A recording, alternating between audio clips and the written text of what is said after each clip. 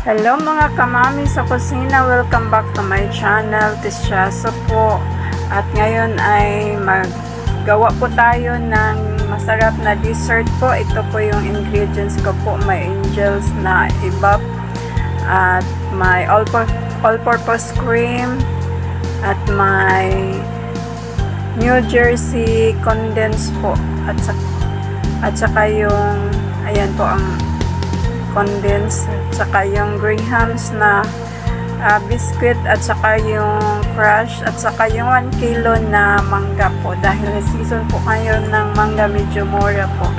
At ayan na po, in-slice na po namin yung mangga. At ayan po, may mixture na po kami ng all-purpose cream, yung ibap at saka yung condensed sinaloon po namin. At ayan po, madali lang po itong gawin.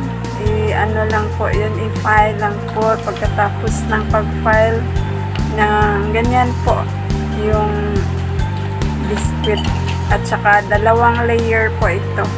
Saka lagyan po natin pagkatapos ng yung biscuit, lagyan na po natin ng mixture. Ayan. At pagkatapos din, lagyan na po natin yung last layer na po, yung mangga po. At saka may last pa po ito, yung crush na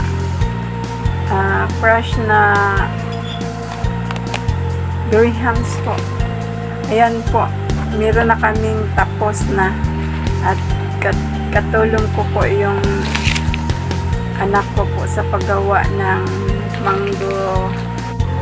At ayan po, tapos na po kami, at hanggang sa muli po, maraming salamat sa panonood. God bless everyone. Hanggang sa muli, please subscribe, like, comment, and share this video. Thank you po.